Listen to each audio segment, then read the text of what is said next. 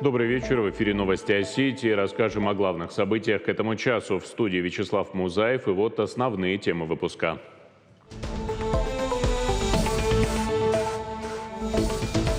Наш язык, он является одним из наиболее древнейших языков мира. Сегодня в Северной Осетии отметили День осетинского языка и литературы. В честь большого праздника глава Сергей Миняйло возложил цветы к могиле Костахи Тагурова. Праздничные мероприятия прошли по всей республике.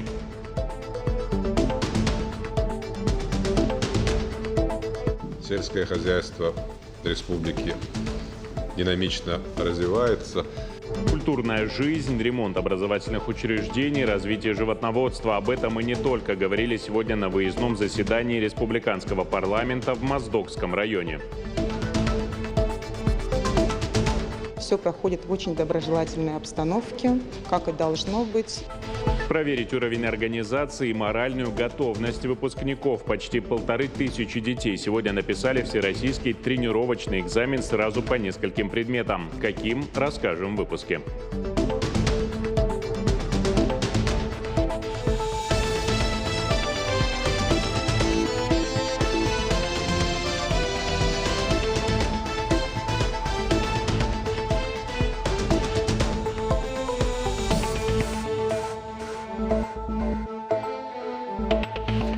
Сергей Миняйло возложил цветы к могиле Костахи Тагурова в День осетинского языка и литературы в пантеоне храма Рождества Пресвятой Богородицы. Кабинет министров, представители парламента, преподаватели, школьники и студенты, деятели искусства и науки.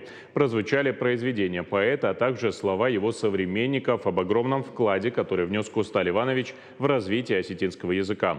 Глава региона обратился к собравшимся на родном языке и подчеркнул, имя великого патриота навсегда останется в истории. Праздник отметили и в Осетинском театре. Актеры, члены Союза писателей, сотрудники и студенты, а также школьники города возложили цветы к памятнику Костахи Тагурова. Наш выдающийся ученый Василий Иванович Абаев когда-то сказал, что тот язык, в лексическом фонде которого есть слово «фарн», никогда не исчезнет. И действительно, наш язык, он является одним из наиболее древнейших языков мира. И это, наверное, важный аргумент в пользу того, чтобы и современное поколение, и будущие поколения хранили, бережно относились к нашему языку. Сегодня же наградили лауреатов премии «Осетия. Любовь моя». Победителей поздравил председатель правительства республики Борис Джанаев. Заявки на конкурс подали десятки журналистов. Жюри оценивало лучшие работы на осетинском языке. В этом году участникам открылась новая возможность – специальная номинация «Тема года». Ее приурочили к 165-летию со дня рождения Костахи Тагурова. Теперь Комитет по делам печати и массовых коммуникаций каждый год будет выбирать новую тематику. Премия проводится уже 6-й раз. Цель – сохранение родного языка. И это одна из задач журналистов. Они, как никто, понимают, какое это ответственное и нужное дело. Надеемся, что в будущем году мы добавим еще одну номинацию для интернет-ресурсов, блогеров, наверное, социальной инженерии, социальных каналов, которые работают в социальных сетях. Те, кто пишет, творит на осетинском языке. В детском театре «Шаби» наградили школьников-победителей Олимпиады по осетинскому языку. Особое внимание, конечно, педагогам, которые подготовили ребят. За вклад в развитие и сохранение родного языка благодарственные письма вручили деятелям науки и культуры. На сцене выступили коллективы республики с национальными танцами. Организовали мероприятие Министерство образования и науки совместно с Минкультом. С приветственным словом от главы Сергея Миняйло к собравшимся обратилась заместитель председателя правительства республики Альбина Плаева. Дорогие друзья, сберечь, приумножить и передать будущим поколениям бесценное наследие – наша с вами общая задача. Сохранение национального языка – одна из приоритетных задач работы республиканской власти. Эта деятельность заключается в поддержке средств массовой информации, производящих программы на осетинском языке, а также лучших литераторов и журналистов, пишущих на родном языке. В самом центре города сегодня тоже было празднично. Дети и взрослые погрузились в мир нартов, поучаствовали в небольших конкурсах, отвечали на вопросы и выполняли задания. Студенты, школьники и просто жители города. Многие пришли с семьями. Каждому подарили подарки, энциклопедии, детям раскраски и все в национальном колорите. Специальную акцию «Проект Нарты» приурочили к празднованию Дня осетинского языка и литературы. Сохранение традиций какого-либо народа – это очень важная составляющая любой нации. Лично мы создаем такую продукцию, которая будет интересна именно детям. То есть мы делаем ее так, чтобы заинтересовать, чтобы завлечь детей, чтобы детям было интересно, чтобы они сами хотели изучать нартовский эпос. Найти ребенка, который сегодня не любит мультфильмы, практически невозможно. Причем от их изобилия и по жанру, и по содержанию порой разбегаются глаза. А еще хорошо начинает работать фантазия. Воплотить свои самые креативные идеи школьники могут в нашем городе. На базе школы «Интеллект» уже несколько лет работает академия, где ребята создают свои собственные мультики. Причем самостоятельно от начала и до конца. Конечно, под чутким руководством наставника. Какие проекты уже создали в творческой мастерской, узнавала Алена Агаева. Этот кадр не заполнит и полсекунды готового мультфильма. Вот для целой минуты потребуется более 500 таких снимков. Качество картинки зависит от резкости их смены. Чем их больше, тем плавнее движение. Так кадры будто оживают на глазах. В этом помогает специальное оборудование. Это наше специальное оборудование, называется мультстанок. На нем снимаются разные мультфильмы 3D. На него можно весь всякие декорации крутить, менять фон и так далее. Так работает намного быстрее? Так работает намного быстрее и легче. Зинаида давно наблюдала за школьной мультакадемией. Когда выпала возможность принять участие, согласилась без раздумий. Ребята приступили к работе мультипликации по осетинской притче. Сами выбирали персонажей, костюмы, фоны и декорации. Все в национальном колорите. Рисовали, лепили, делали фото, свой вклад внес каждый. Сначала было трудно, но рядом были преподаватели, всегда помогали и подсказывали, поэтому вместе справились быстро. Наша классная руководительница хотела сделать сценку нам. И мы решили то, что мы можем эту сценку воплотить в мультфильм. Мы предложили нашим одноклассникам, им эта идея понравилась, и мы начали действовать. Чтобы одушевить рисунок, нужно приложить немало усилий. Фигуры персонажей фотографируются и проецируются на экран со скоростью 24 кадра в секунду. Каждый взгляд, каждое движение – это десятки кадров. Поэтому создание мультипликации – довольно длительный и трудоемкий процесс. Но для Альбины Хабаевой эта работа всегда была в радость. Начинала с малого, еще 8 лет назад снимала и монтировала на обычный телефон. Когда желающих заниматься стало больше, решила – пора расширяться. Подала заявку и выиграла грант. Проект успешно реализован и работает до сих пор. Именно здесь кропотливо создаются маленькие шедевры. Оживают краски с холстов и пластилиновые фигурки. Дети осваивают техники и принципы анимации, изучают основы композиции, колористики и сценарное мастерство. Сейчас готовят особый мультфильм. Мы работаем в команде с учителями осетинского языка над созданием мультфильма, который посвящен Дню родного языка. Сюжет простой, в основе его притча, которая посвящена теме сохранения традиций. Сегодня в республике отмечают День осетинского языка и литературы. Маленькие кинематографисты подготовили небольшой проект. На персонажах национальные костюмы, музыка и озвучка на родном языке. Ребята понимают, как это важно. Создание мультфильмов – это искусство, которое подвластно только настоящим мастерам. И каждый день ими становятся десятки школьников. Алена Агаева, Батырбек Макиев. Новости Осетии.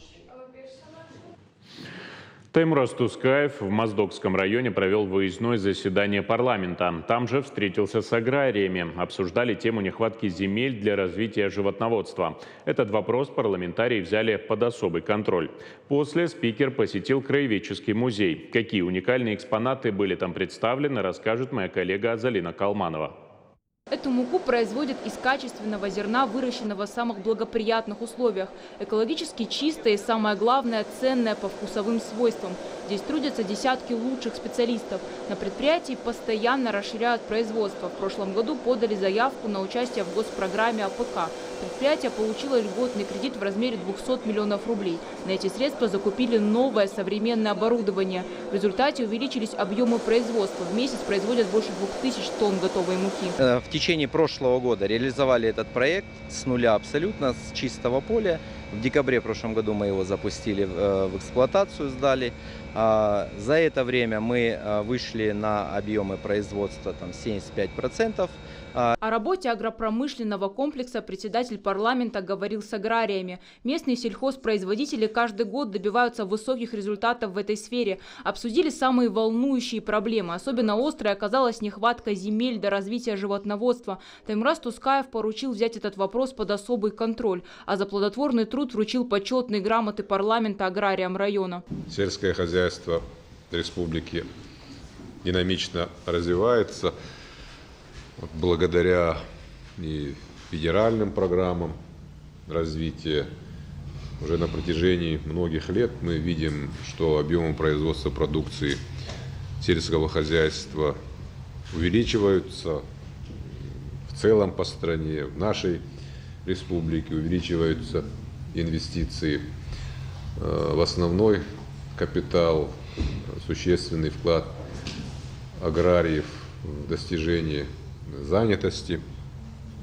Не обошли стороной и культурную жизнь района. Таймураз Тускаев посетил Моздокский музей краеведения. В его экспозиции разделы, посвященные древнейшей истории Моздокского района. Они воспроизведены по материалам археологических изысканий. Здесь бесценная информация о героях Великой Отечественной войны, о быте народа того времени. Экспозиция постоянно пополняется. Председатель парламента лично ознакомился с уникальными экспонатами. Но они только керосин получали, масла еще там. Вот, они в основном нефть, керосин. Они поставляли в Питер, в Москву, в аптеки, тут по Кавказу везде. То есть все это было на широкую ногу. 8-я Моздокская школа распахнула свои двери после капитального ремонта в начале этого учебного года. Всего здесь обучается 1040 учеников в 2 смены. Активно функционирует точка роста. Также работают профильные классы. Таймураз Тускаев проверил оснащение кабинетов. Председателя парламента особенно интересовала профориентационная работа. А сколько примерно из ваших выпускников выбирают технические специальности? Технические специальности, у нас, смотрите, у нас традиционно 3 профильных направления в старших классах. И дети примерно поровну делятся. Выпускники — это физико-математическое направление, это технари, которые все идут по техническому направлению, соцгум и химбио. То есть где-то уверенная треть это точно. То есть 2/3 это, естественно, научные дисциплины. И химико-биологические. Химия, биология. В каждой из сфер в районе наблюдаются положительные изменения. На выездном заседании говорили о реализации нацпроектов и госпрограмм. Благодаря им в Моздокском районе за последний год отремонтировали десяток медучреждений, учебных заведений и культурных объектов. Но главным остается вопрос нехватки специалистов во всех учреждениях. Участники совещания наметили векторы развития на ближайший год. Мы довольны форматами взаимодействия с муниципальными образованиями. За год произошли позитивные изменения и в экономике района, и в социальной сфере. И мы должны понимать, что для дальнейшего развития нужно разрабатывать новые инструменты, новые механизмы. Для нас, для всех есть стратегические документы развития. Это послание президента Российской Федерации Путина Владимира Владимировича, где обозначены основные подходы к развитию отраслей экономики, промышленности, сельского хозяйства, туризма. Такие выездные заседания проводят регулярно. Работа в таком формате позволяет узнать о проблемах и решать самые острые вопросы прямо на месте. Зарина Калманова, Алан Суанов. Новости Осетии. На 84-м году жизни не стало депутата парламента Северной Осетии 5 и 6 созывов, доктора экономических наук, профессора, действительного члена Нью-Йоркской академии наук, члена Южной секции содействия развитию экономической науки отделения экономики РАН Ноха Токаева. Он был известным деятелем и оставил значительный след в области экономики и политики, интересовался проблемами развития экономической сферы региона, целями реализации национальных проектов, оптимизации регулирования бюджетных расходов. Окончил МГУ по специальности экономика, работал в СУГУ, был заведующим кафедрой финансы и кредит. Награжден медалью во славу Осетии, почетной грамотой парламента республики, имеет почетные звания заслуженный работник Высшей школы Российской Федерации и заслуженный деятель науки Республики Северная Осетия Алания. Председатель правительства Борис Джанаев провел прием граждан. Со своими вопросами в этот раз обратились 10 человек. Часть обращений касалась благоустройства территорий. Некоторые жаловались на проблемы с дорогами. Есть вопросы, которые уже удалось решить. Так, на улице Хмельницкого в селении Октябрьское уже начались ремонтные работы. Также займутся внутриквартальным проездом к 44-й школе. Завершат в ближайшее время. Масштабно идут на территории только города Владикавказа, значит, все мероприятия, связанные с дорожным покрытием. Да. То есть у нас вот все так в программу заложено, и, конечно же, создаются и комфортные, значит, зоны отдыха, ну и вот дороги – это у нас приоритетная задача. Были обращения об оказании высокотехнологичной медицинской помощи. Одной из заявительниц, Натии Елоевой, уже одобрили направление на лечение в федеральную клинику. Борис Джанаев подчеркнул, на все заявки людей нужно дать четкие ответы. Именно это поможет укрепить доверие к власти, а возникающие вопросы своевременно решать. Нужно взвешивать, нужно, значит, определять приоритеты этим вопросам. Максимально заявляться во все программы.